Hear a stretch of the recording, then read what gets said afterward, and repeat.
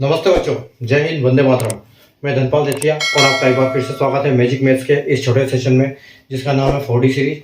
4D यानी कि daily dose bye Dhanpal देथिया, और एक ऐसी सीरीज है जिसमें इंपॉर्टेंट क्वेश्चन का डोज आपके लिए डेली लेके आता हूं दोपहर के 12 बजे मैजिक मैथ्स ट्रिक्स के यूट्यूब चैनल पर।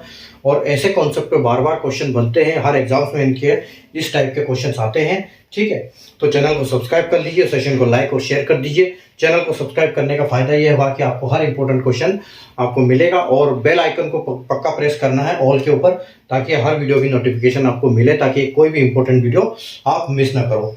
ठीक है, तो अगले एग्जाम की अच्छी तैयारी के लिए चैनल को सब्सक्राइब करके रखिए। और आइए स्टार्ट करते हैं क्वेश्चन। आज का जो क्वेश्चन लेके आया हूं आपके लिए, वो लेके आया हूं मैं पार्टनरशिप के कई बार क्वेश्चन हमको एग्जाम्स में देखने को मिलते हैं। ठीक है, तो क्वेश्चन क्या है कि A and B started a business with an investment of ₹50,000 each. After 5 months B leaves the business and C join with an investment of ₹50,000। There is a profit of ₹48,000 at the end of the year. Find the dividend of B. ठीक है, ए and B प्रत्येक ने 50,000 रुपए लगाकर 50,000 रुपए के निवेश के साथ एक व्यवसाय शुरू किया। 5 महीने बाद बी व्यवसाय छोड़ देता है और सी 50,000 रुपए के निवेश के साथ व्यवसाय में शामिल हो जाता है। वर्ष के अंत में 48,000 रुपए का प्रॉफिट लाभ होता है, तो बी का लाभांश ज्ञात कीजिए। ठीक है, देखो इस टाइप के क्वेश्चन क्या होते हैं, जब भी ये प्रॉफिट के क्वेश्चन आते हैं तो इसमें पार्टनरशिप के, तो क्या होता है कि यहाँ पर जो भी ये करते हैं, इन्वेस्ट करते हैं, उसके साथ गुणा करते हैं हम किसका, टाइम के साथ। और जो टाइम होता है वो हमेशा मंथ में लेते हैं यहाँ पर, क्योंकि यहाँ पर होता क्या है कि एक साल का पूरा प्रॉफिट इकट्ठा लेते हैं, लेकिन बीच में कोई छोड़ के चला जाता है। जैसे क्वेश्चन में दिया हुआ है कि बी 5 महीने बाद छोड़ के चला गया। ठीक है, तो उसका मल्टीप्लीकेशन करते हैं। तो यहाँ पर क्या होता है क्वेश्चन में कि इन्वेस्टमेंट का हम मल्टीप्लाई किसके साथ करते हैं, टाइम का से। हाँ ठीक है, और टाइम किसमें होता है, इन मंथ में। टाइम होता है महीने में, और उसके साथ जो प्रॉफिट आता है वो उसका उसी रेशियो में डिविडेंड होता है, डिवाइड होता है, जिसके हिसाब से इसका आंसर आता है। तो देखो यहाँ पर क्या है, यहाँ पर देखो ए ने और बी ने स्टार्ट किया था बिजनेस। ठीक है, ए ने और बी ने बिजनेस स्टार्ट किया था, और दोनों ने 50-50 हजार रुपए इन्वेस्ट किए थे। ठीक है, दोनों ने 50-50 हजार रुपए इन्वेस्ट किए थे। ठीक है, उसके बाद क्या होता है, देखो क्या बोल रहा है कि आफ्टर 5 मंथ, यानी कि जो बी ने है वो कितने दिन के लिए इन्वेस्ट किया, 5 महीने के लिए इन्वेस्ट किया उसने, उसके बाद उसके पैसे निकाल लिए। ठीक है, तो यहाँ पर इंटू 5 होता है। ठीक है, यानी कि 5 महीने के लिए। उसके बाद सी ज्वाइन करता है, इन्वेस्ट कितने हजार, 50,000 की इन्वेस्टमेंट के साथ, और सी फिर देखो सी फिर शामिल हो गया, उसने फिर 50,000 रुपए लगा दिए सी ने।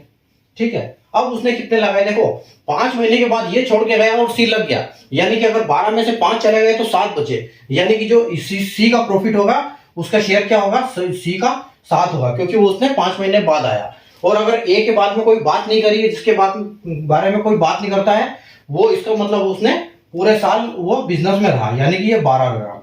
अब देखो, अब हम इसको कैलकुलेट करेंगे, उसके बाद टोटल करेंगे, और यहां पर हमको एक प्रॉफिट दिया हुआ है कि प्रॉफिट कितना है, प्रॉफिट दिया हुआ है 48,000 रुपए, कि पूरे साल का जो प्रॉफिट है वो कितना हुआ। अब जो इनका रेशियो आएगा उसको हम डिवाइड करेंगे, लेकिन एक शॉर्टकट तरीका यहां पर ये है कि जैसे यहां पर देखो तीनों का इन्वेस्टमेंट सेम है, तो इस इन्वेस्टमेंट को हम आपस में तीनों का इन्वेस्टमेंट काट सकते हैं, और इनका रेशियो 12-5-7 हो जाएगा। ठीक है, तो इनका जो प्रॉफिट का रेशियो रहेगा वो महीने के हिसाब से चेंज हो जाएगा। ठीक है, अगर ये अलग अलग होते तो हम इसको मल्टीप्लाई करते, उसके बाद फिर सबका रेशियो बनाते। तो यहां पर जो प्रॉफिट का रेशियो है, प्रॉफिट का रेशियो फिलहाल हम ये क्या लिखेंगे, 12:5:7, यानी कि ये A ratio B ratio C. ठीक है, तो ये इनका प्रॉफिट का रेशियो है। तो देखो हमको क्या करना है, 48 को हमको डिवाइड करना है किससे, 12, 5 और 7। ठीक है, तो 12, 5, 7 यानी कि 24 हो गया। ठीक है, तो ये हमको 24 से मल्टीप्लाई करना है, 24 से डिवाइड करना है इसको, और हम इंटू किसको करेंगे, जिसके बारे में हमको बोला गया है कि ठीक है हमको किसका डिविडेंड फाइंड करना है, बी का, यानी कि हमको बी का फाइंड करना है, तो उसको हम 5 से मल्टीप्लाई कर देंगे। ठीक है, तो ये देखो 24 दूना 48, यानी कि ये पूरा जाएगा 2000 बार। ठीक है, अब एक की वैल्यू 2000, तो 5 की वैल्यू कितनी, 2000, यानी कि 2000 इंटू 5 इज इक्वल टू 10,000।